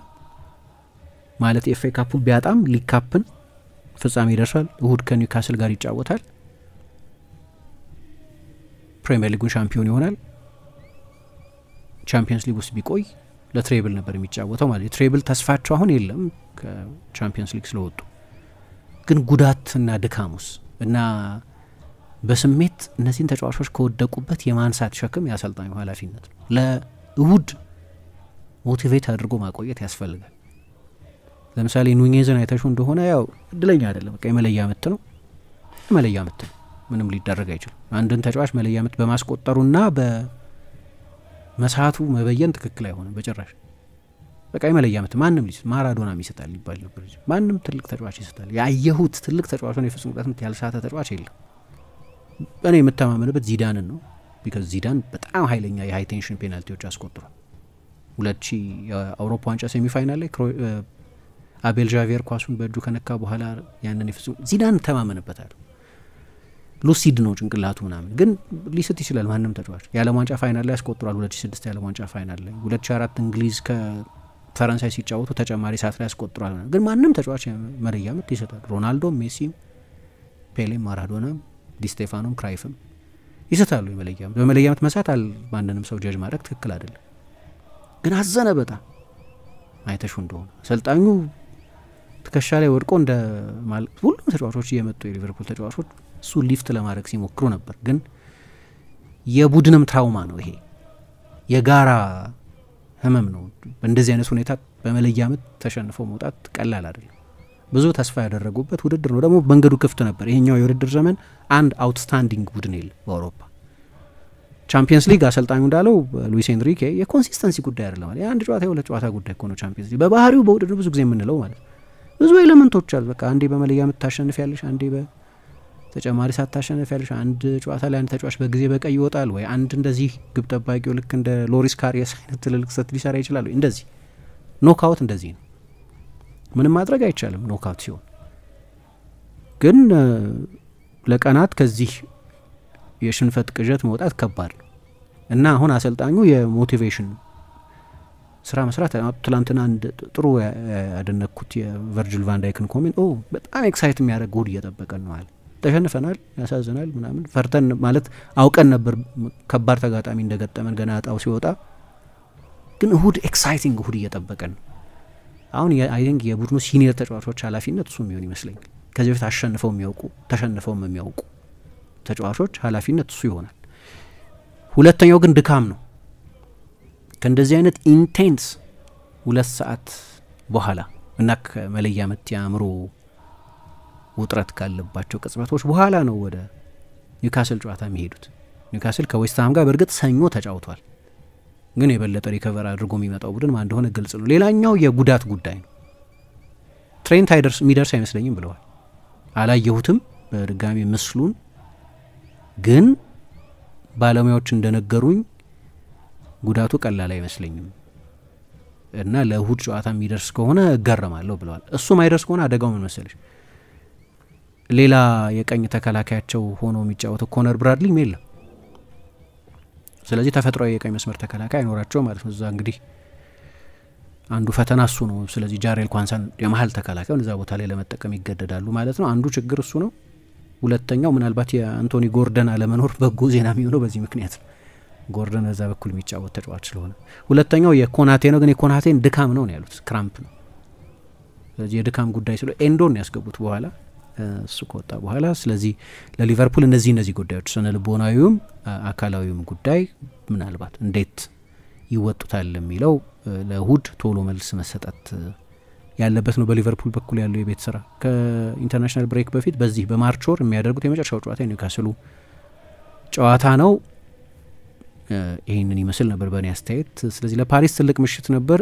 ሊቨርፑል በጣም ጥሩ ተጫውቶ ትላንትና በጨዋታው ላይ በተለይ በ90 ደቂቃው የመጨረሻው 30 ደቂቃ እንኳን እንዳልኩት ሰርቫይቭ ለማድረግ ወደ መለያ ምት ለመሄድ ነበር ይሞክሩ የነበሩት። ሉዊስ ኤንሪኬን ማድነቅ አለብን። አንድ ሁለት ቃላት ስለሱ።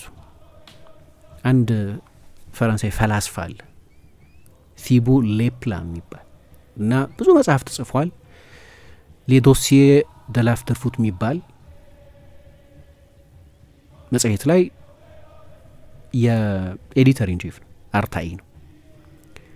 ምባፔ በፓሪሳውያን ለመወደድ ይፈልግ ነበር፣ ግን ሲለቅ ሳይወደድ ነው የለቀቀው አለ። ሉዊስ ኤንሪኬ ከመጣበት ጊዜ ጀምሮ ላለመወደድ የሚሞክር አይነት ሰው ይመስላል።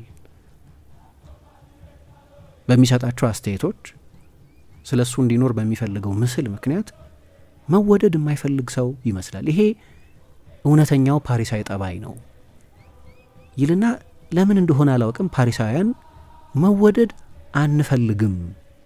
ግን መጨረሻ ላይ ሉዊስ ኤንሪኬ በፓሪስ ሳን ጀርመን ደጋፊዎች ከምባፔን በላይ ተወደዳል። ከምባፔን በላይ ተወደደ እና በፓሪስ ሳን ጀርመን አሁን ሄድላይነር እሱ ነው። ደጋፊዎች የሚወዱት እንደ ትልቅ ጀግና እንደ መሪ የሚቆጥሩት እሱ ነው። አሁን ሜዳ ውስጥ የፔዥን ተጫዋቾች ካየሽ እኔ ነሮይኪን ምናምን አምጥተው የሚያባዝቱን የመሪነት ካራክተሪስቲክስን በዚህ ዘመን አይሰራም ማለት ለዚህ ፔጅ ውስጥ አንድ ተጫዋች ይጠራ መሪ የመሪ ይሄማ መሪ ነው የምትዩ አንድ ሰው ኦኬ ማርኪኞስ እየጮኸ የሚመራ አይደለም እንደ ጦር ጀነራል አይነት አዋጊ አይደለም ማርኪኞስ ቬሪ ካልም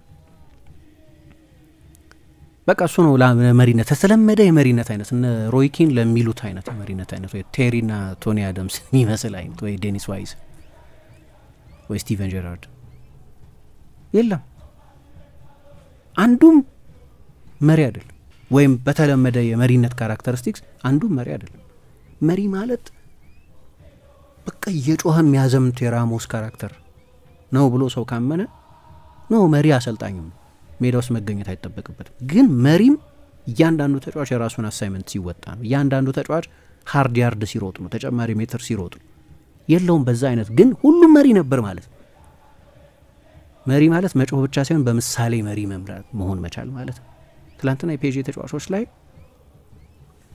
ወደ አንፊልድ ሄዶ መጫወት 1-0 እየተመሩ ጨዋታ መጀመር ከእንደዛ አይነት ብቃት በኋላ ተሸንፎ ወደዛ መጓዝ ዳውንቲንግ ነው። በቃ ተጫዋቾችን በአእምሮ ሊሰብር የሚችል ግን አንዱም እንደዛ አልሆነም አይደለም። ስለዚህ የአእምሮ ስራው በአሰልጣኙ በኩል እንዴት እንደተሰራ ያሳያል። ፔጂ ሁሌም የተጫዋቾቹ ቡድን ነበር። አንዴ ምን አለ እዚች የአይፍል ታወር ምልክት አለች የፓሪስ ሳን ጀርመን ምልክት ባጁ ላይ ኤምብለሙ ላይ አለ እና ፖቼቲኖ እንዲህ ያደረገ ስለ ምባፔ ስለ ሜሲ ስለ ኔይማር ስለ እነሱ ተጽዕኖ ሲጠየቅ ተጫውቷል ማለት ፔጂ ይሄ ክረስቱ ከማንም ግለሰብ በላይ ነው። ከማንም ግለሰብ በላይ ነው ሳይሆን በላይ መሆን አለበት አለ። እውነቱን ነው መሆን ነበረበት። ሆኖ ግን አያውቅም። አንዴ ዝላታን ነበር፣ አንዴ ኔይማር ነበር፣ አንዴ ምባፔ ነበር፣ የሜሲ ነበር ማለት አልችልም። ያው ምባፔ ኦሬዲ ስለነበር ኔይማርም ቀድሞት ስለመጣ ግን የነዚህ የስታሮቹ ግን ነበር ሁሌ።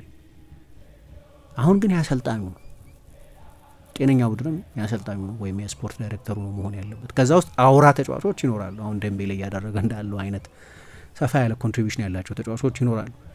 ግን ቻምፒየንስ ሊግ ቢወስድ የደምቤሌ ቡድን ወሰደ አልልም እኔ። አሁን አምና ቢሆን የምባፔ ቡድን ወሰደ ልትይ ትችላለሽ ወይ የሜሲ ቡድን። አሁን የሉዊስ ኤንሪኬ ቡድን እና ጥሩ ቃል ይሄን ፔዥን ለመግለጽ ጥሩ ቃል ቡድን የሚለው ቃል ለረጅም ጊዜ ቡድን ስላልነበር እና ሆኖላቸዋል። ግሩም ምሽት ነበር። ላዘናቸው የሊቨርፑል ደጋፊዎች ደግሞ አይዞን እንግዲህ እሁድ ፋይናል አለ። እስኪ ደግሞ የተወሰኑ የአድማጮቻችንን አስተያየት እንቀበል። ዳንኤል ቃናንዘ ገሊላ የሚል አድማጫችን በህይወት ከማረሳቸው ጨዋታዎች አንዱ የሆነው የፒኤስጂና የሊቨርፑል ጨዋታ መልስም ጥያቄም የተገኘበት ነው። የሞሳላም የባላንዶር ህልሙን ለላሜል ያማል ያስረከበበት ምሽት ይመስለኛል። ድሮኑም አይንህን ላፈር የተባለው የኑኔጅ ነገርም በሊቨርፑል ቤት እያበቃለት ያለ ይመስለኛል። በ2005 ጎልን እንደ ዝናብ እያዘነበ ያለው ዴምቤሌ እስከ ፍጻሜ የሚጓዝ ከሆነ የአመቱ ምርጥ ተጫዋች መባሉ ንፉግነት አይመስለኝም። ለማንኛውም በደርሶ መልስ የታዩበት የበረኞች ብቃት የሚገርም ሆኖ ተመልክቼዋለሁ። ዳንኤል ተማምነኝ ከደቡብ አፍሪካ ብሎናል። ወሰን ማንደፍሮ የትኛው ጀግና ነው አሊሰን ፊት የሚቆም ብዬ ነበር። ፔናልቲው ሲጀመር የፓሪስ ጀግኖች ግን ከዚህ ብራዚላዊ ጀግና በረኛ ፊት በጀግንነት ተገኝተው ተሳክቶላቸዋል። በአንጻሩ እጅግ ድንቅ የነበረው ዶናሩማ ነበረ። ሊቨርፑል በአንፊልድ ድባብ ታጅቦ ያሸንፋል ብለን ብንጠብቅም አልሆነም። እጅግ ብልጫ የነበረው ፔጅ ያሸንፏል። በእርግጠኝነት የፓሪሱ ክለብ አይገባውም የሚል አይኖርም። ምክንያቱም ፔጅ አሳማኝ ብቃት ነበረውና። በተረፈ ጨዋታው ተበጥሮና ተከሽኖ ሲተነተን ግን ለማድመጥ ቸኩያለሁ ብሎናል። የኔነህ የሚል አድማጫችን እግር ኳስ እዚህ ጋር ፍትህ አልነፈገችም። የበለጠ ፍላጎትና ትጋት የነበረው ቡድን ወደሚቀጥለው ዙር አልፏል። ያለ ኤምባፔ የተሸኘው ፔዤ የተሻለው ፔዤ ታዝበናል። ቪቲኒያ ምን አይነት ድንቅ ተጫዋች ነው። ዴምቤሌ እንደ አዲስ ተወልዷል። ሞሳላ የአሁኑን ጭማሪ 30 ደቂቃ ተጨምሮ በ290 ደቂቃ አልነበረም። ኑኖ ሜንዴሽ ከጥቅም ውጭ አድርጎት ነበር። የባላንዶር ተስፋውም አብሮ የተቀበረ ይመስለኛል። የኔ ባርሳ ደግሞ ብሶበታል። ቃልም የለኝም በዚሁ ከቀጠለ ላሊጋና ሻምፒየንስ ሊጉን ማንም አይነጥቀውም። ሃንሲ ፊሊክ ብዙ ሊባልለት የሚገባ ድንቅ አሰልጣኝ ነው። የኔ ነኝ ከደብረ ዘይት ብሎናል። ባሎንዶር ጉዳይ ግን በአንድ ጨዋታ የመወሰኑ ነገር በቃ ይሄ ቻምፒየንስ ሊግ ባለፉት 15 ዓመታት የሆነው እንደዚህ ቻምፒየንስ ሊግ የባሎንዶር ቀብድ ነው የሆነ ያለው ወይ ዓለም ዋንጫ ወይ አውሮፓ ዋንጫ ሲመጣ እንዳምነው እንደ ሮድሪ ምናምን ካልሆነ በስተቀር በጣም ችግር ነው ለኔ። ይሄ ሲዝኑን አዘሆል አታዩም። በቃ በሞመንቶች ነው የምታየው። አሁን የሳላህ እኔም ያሸነፈ አይመስለኝም ከትላንትናው ጨዋታ በኋላ በጣም ዲፋይኒንግ ነው ግን መሆን የለበት። ለዚህ ነው የግል ሽልማት እስካሁን ድረስ የነበረውን ሙሉ ሲዝን ከግምት የሚያስገባ አይደለም። በቃ ሞመንቶች ነው የሚወስደው ማለት ነው። ኖክአውት ኢንዲቪጁዋል ሞመንቶች ተናጥል አይነት ሞመንቶች ላይ ነው የሚወስደው እና አንድ ባሎንዶር የሚገባው ሰው ካለ እሱ ነው። እስካሁን ድረስ በአውሮፓ ባሳየው ብቃት ግን ከሊቨርፑል ከሁለተኛው ዙር አላለፈም እና የባሎንዶር እንዳለው ላሚን ያማል ይሁን ኤምባፔ ወይ ከማድሪድ ተጫዋቾች አንደኛው እንደ ማድሪድ ጉዞም የሚወሰን ነው። በርግጥ ግን ዞሮ ባሎንዶር ቻምፒየንስ ሊግ የሚያሸንፈው ቡድን ውስጥ የሚጫወት ተጫዋች ነው ባሎንዶር የሚወስደውና ፌር አይደለም።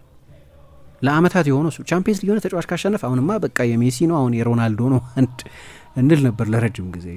በግል ምንም ያህል አይነት ግሩም ሲዝን ቢያሳልፍ እና የግል ሽልማት ነው አይደለም በቀኑ መጨረሻ እና 33 አመት ይሆነዋል ክረምት ሲመጣ። ብዙ ለግል ሽልማት ብዙ መጨነቁን እርግጠኛ አይደለሁም ግን አሁን አድማጫችን እንዳለው ልክ እንደዚህ አይነት ስሜት ነው የተሰማኝ። ልክ ሲወጣ ኦኬ የባሎንዶር ተስፋው እኔ እንጃ የሚያስብል ሆነ። ደግሞ ክረምት ላይ ሌላ ትልቅ ውድድር የለም። የዓለም የክለቦች ዋንጫ አለ ግን ብዙ ሰው ለጊዜው ግድ ላይለው ይችላል እና ልክ ነው የባሎንዶር ኮንትሪቢዩሽኑን ያሳጠዋል። ግን ትላንትና እንዳነሳው ከኑኖ ሜንዴሽ ጋር አይ ቲንክ 23 አጋጣሚ ነበረው 23 ዱዌል 19 ኑኖ ሜንዴሽ ነው ያሸነፈው። በሁለቱ ጨዋታ ዶሚኔት አድርጎታል። እሱ የሚካድ አይመስለኝም ግን እንዲህ አይነት አንድ ሁለት ተናጥል ጨዋታ ላይ ሲንጠለጠል የሽልማቱ ጉዳይ ላይ ጥያቄ ያነሳለሁ።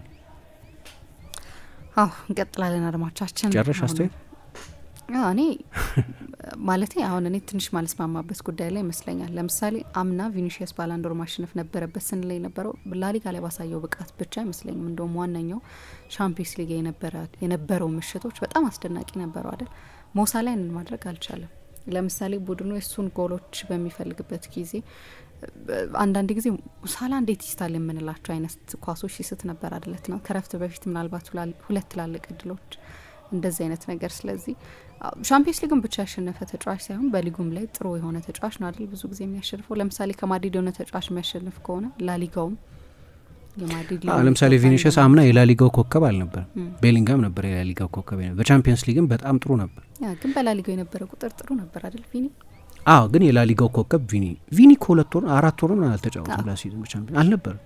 የላሊጋ ቁጥሩን ብቻ ከወሰድሽማ የሳቪኞ ቁጥር ነው የነበረው። በላሊጋ የነበረው ቁጥር ከሆነ ከሳቪኞ ጋር የሚነጻጸር ቁጥር ነው የነበረው። አሁን ዞሮ ክርክሩ አይቆምም ማለት ነው። የግል ሽልማት ስለሆነ ምንድነው የምትወስጂው? ከአንድ ሙሉ ሲዝኑን ነው የምትወስጂው? በሲዝኑ በሙሉ ያሳየውን ኮንሲስተንሲ ነው የምትወስጂው ወይስ ሞመንቶችን ነው የምትወስጂለት? የኔ ክርክር እሱ ነው። ምክንያቱም ቪኒ አሁን ለኔ ክርክሩ ቪኒ ሮድሪ ሲሆን ኦኬ ሁለቱን ብቻ ለይተሽ መከራከር ትችላለሽ። ከቪኒ ከሮድሪ ምናምን ብለሽ ከዛ የመከራከሪያ ነጥቦችን ማቅረብ ይቻላል። ግድ የለኝም ለሽልማቱ ሲጀምር ለነገሩ እኔ ግን አሁን በቃ ሁሉም ሰው በቃ ሳላህ ባሎንዶር ያሸንፍ ምናምን ሲል ሰው ትክክል ነው እንደዛ የሚልበት ምክንያት ለምን ከልማድ ያውቀዋል የቻምፒየንስ ሊግን ኢንፍሉዌንስ እና የአንድ ወር ውድድር ነው የቻምፒየንስ ሊግ ማታዩ ነው ሲዝኑን በሙሉ እኮ የሚደረግ ውድድር የአንድ ወር ውድድር እኮ ነው። የአንድ የአውሮፓ ዋንጫ ውድድር አንድን ተጫዋች የባሎንዶር አሸናፊ ያደርገዋል። አንድ ወር የአውሮፓ ዋንጫው የዓለም ዋንጫ ተደርጎ 11 ወር ኮንሲስተንት የነበረ ተጫዋች አያሸንፍ። አንድ ወር ግን የሆነ ተጫዋች ይመጣና በቃ የዓለም ኮከብ ነው ይባላል። ምንድነው መምረጫችን ማለት ነው? ያ 7 ሳምንት ነው ወይ ያ 4 ሳምንት ነው የትኛው ነው ማነጻጸሪያ? እና ጠቅላላ ሽልማቱ ፍሎድ ነው ምለው ይሆን ችግር አለበት ምለው በዚህ ምክንያት ነው። ግን እኔም ይመስለኛል ባሎንዶር ከዚህ በኋላ የቻምፒየንስ ሊግ አሸናፊ ቡድን ውስጥ የሚጫወት ተጫዋች በተለይ ባርሰሎና የሚያሸንፍ ከሆነ በተለይ አይዶኖ ፔጅ የሚያሸንፍ ከሆነ ዴምቤሌን በዛ ርቀት እናስበው እንደሆነ አላውቅም፣ ግን ኦኬ የባሎንዶር ቁጥሮች ናቸው እነዚህ ቁጥሮች አሁን እያወራ ናቸው ያሉት ቁጥሮች ዋይናት። ማድሪድ ከሄደ ምባፔ፣ ቪኒ በድጋሚ ቪኒ ደግሞ አምና ለማሸነፉም ተጨማሪ ኃይል ሊሆነው ይችላል። ከዚህ በኋላ ነው አምናም ጥሩ የተጫወተው በኖካውት ጨዋታዎች ነው ጥሩ የተጫወተው ከቻምፒየንስ ሊግ ምድብ ጨዋታዎች ሳይሆን ከኖካውት በኋላ ከኖካውትም ብቻ ሳይሆን ከሩብ ፍጻሜ ባሉ ጨዋታዎች ጥሩ የተጫወተው ሚኒክ ጨዋታ ላይ የሲቲ ጨዋታ ላይ እንደዚህ እውነቱ እሱ ነው፣ ግን ትክክል አይመስለኝ። ግን የሚወስን ይመስላል። ሞሳላ ትናንትና ፊቱም ላይ ትንሽ አዛኝታ የተመለከትን ይመስላል አይደለ? ያው በመጨረሻ አመት ሊሆን ስለሚችል ምናልባት በእድሜ ማምሻው የሚያስቆጭም ሊሆን ይችላል። ከእንደዚህ አይነት ደግሞ ጥሩ የፕሪሚየር ሊግ ሲዝን በኋላ እንመለከታለን። እሱን እንቀጥላለን። አድማጮቻችን አሁንም አብራችሁ እንድትቆዩ ነው የምንጋብዛችሁ።